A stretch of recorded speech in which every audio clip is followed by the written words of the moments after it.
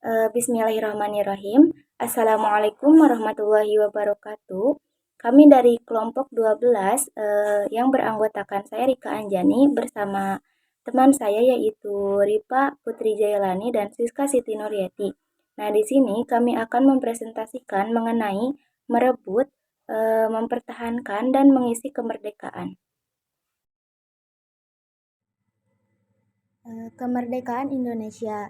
Nah, Indonesia itu merdeka pada tanggal 17 Agustus tahun 1945 setelah sebelumnya berada di bawah penjajahan Belanda dan Jepang. 1. Perang Pardi. Pardi adalah perang yang terjadi dari tahun 1903 sampai 1837 di Sumatera Barat, Indonesia antara kaum Padri dan adat. Kaum Padi adalah umat muslim yang ingin menerapkan syariat Islam di negara Minangkabau di Sumatera Barat, sedangkan kaum adat mencakup para bangsawan dan ketua-ketua adat di sana. Tanggal dimulai 1803, lokasi Sumatera Barat, hasil kemenangan koalisi adat dan Belanda. Lokasi Sumatera Barat, Sumatera Utara, dan Riau. Tanggal 1803 sampai 1837. Manfaat perang Padi. Perang mengajarkan kepada kita bahwa dua kelompok masyarakat yang bertikai dalam kerjasama untuk mempertahankan tanah air mereka dari penjajah. Positif, menciptakan persatuan para pemimpin tradisional dan agama. Kesempat, negatif, jatuhnya kerajaan paguyuban atau wilayah Sumatera Barat dan tangan kolonial Belanda. 2. Perang Aceh. Perang Aceh adalah salah satu peristiwa besar yang pernah terjadi dalam sejarah Indonesia. Perang Aceh sendiri merupakan salah satu bentuk perlawanan rakyat Aceh terhadap pemerintah kolonial Belanda pada tahun 1873 sampai 1912. Sampai saat ini sejarah Perang Aceh masih menarik untuk diceritakan karena dalam catatan sejarah, perang menjadi salah satu perang terlama yang pernah terjadi di Aceh. Untuk lebih memahami sejarah Perang Aceh yang terjadi di Aceh, dampak positif. 1. Menguatkan rasa persatuan dan kesatuan di seluruh lapisan masyarakat Aceh. Pertempuran yang berlangsung terus-menerus membuat rasa persatu langkah Aceh semakin terjalin kuat. Apalagi para ulama yang mengorbankan semangat perang Sabil antara Laksar Aceh membuat rakyat tidak gendar dalam menghadapi Belanda. 3. Perang Sulawesi Selatan. Pengertian Perang Sulawesi Selatan sejak perjanjian Bondiaga ditandatangani pada 1667. Belanda mulai mempunyai kuasa di Sulawesi Selatan, terutama di sekitar daerah Makassar, setelah penduduk Inggris 1811 sampai 1816.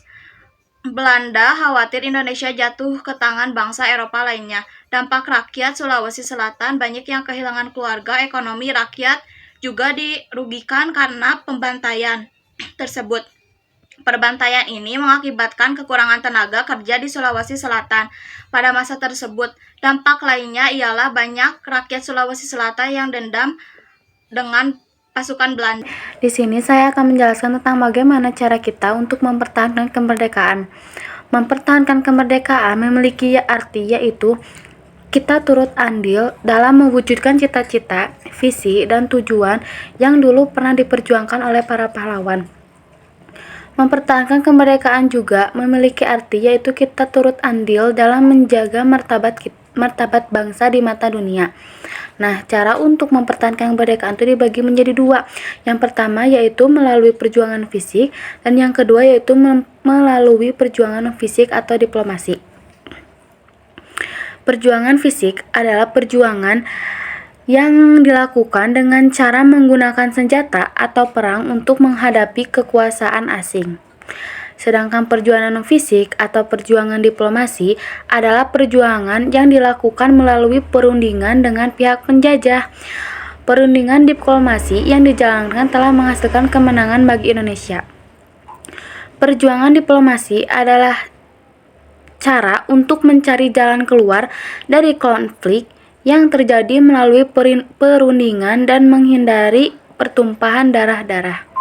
Perjuangan diplomasi juga bertujuan untuk memperoleh dukungan dan simpati dari negara-negara lain terhadap perjuangan kemerdekaan Indonesia.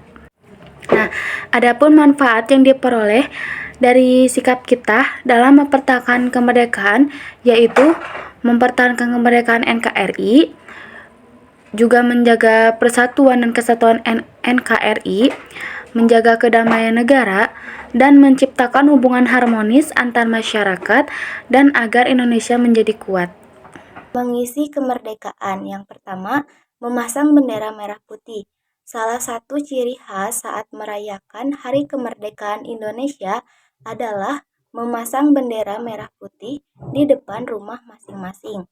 Hal tersebut tertuang dalam Peraturan Pemerintah Republik Indonesia Nomor 40 Tahun 1958 tentang Bendera Kebangsaan Republik Indonesia. Dijelaskan bahwa bendera kebangsaan Sang Merah Putih adalah lambang kedaulatan dan tanda kehormatan Republik Indonesia. Maka dari itu, setiap warga negara Indonesia harus selaras mengibarkan pada hari kemerdekaan 17 Agustus. Nah, yang kedua yaitu menerapkan semboyan Indonesia. Semboyan atau moto negara Republik Indonesia dikenal dengan sebutan Bhinneka Tunggal Ika. Ini merupakan semboyan bangsa yang tertulis pada lambang negara Indonesia yaitu Garuda Pancasila. Frasa ini berasal dari bahasa Jawa kuno yang artinya adalah berbeda-beda tetapi tetap satu. Semboyan tersebut bermakna bahwa meskipun bangsa Indonesia beraneka ragam, mulai dari agama dan ras, namun pada hakikatnya bangsa Indonesia tetap merupakan satu kesatuan.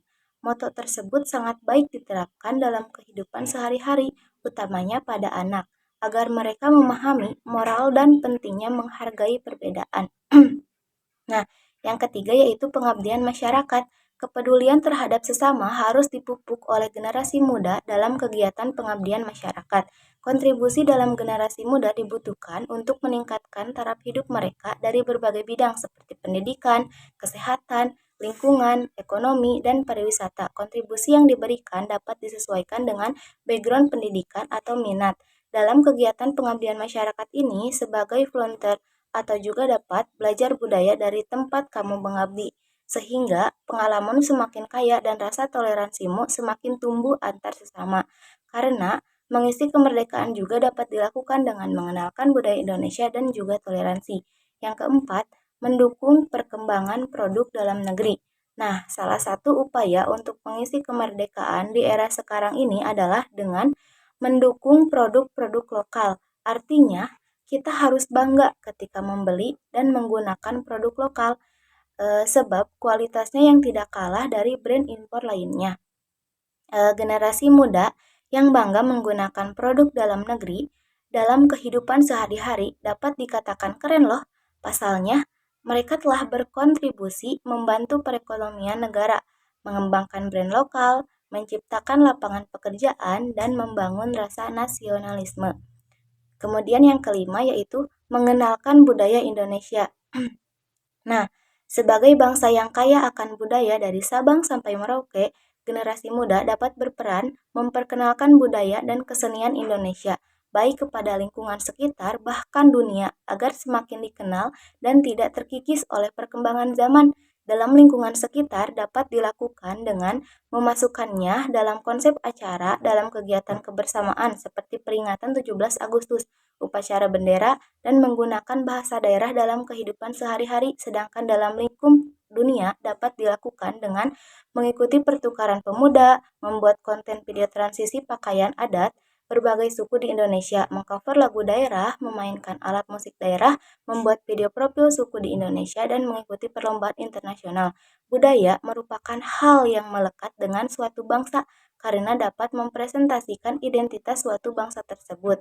Nah, kemudian yang keenam yaitu saling menghormati dan berbagi.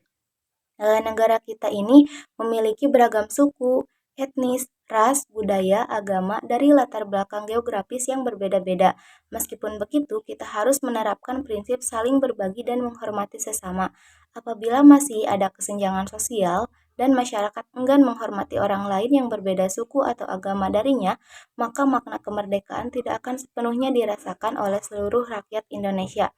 Kemudian yang ketujuh, belajar dengan giat. Nah, tugas utama seorang pelajar adalah belajar, dan begitupun kita sebagai mahasiswa harus giat dalam belajar. Karena giat belajar juga adalah salah satu yang dapat dilakukan dalam mengisi kemerdekaan. Selain memicu untuk terus produktif, giat belajar juga bisa membuat termotivasi untuk meraih prestasi. Hal ini bisa menjadi bekal untuk meraih sukses di masa depan. Kemudian melakukan hal-hal positif.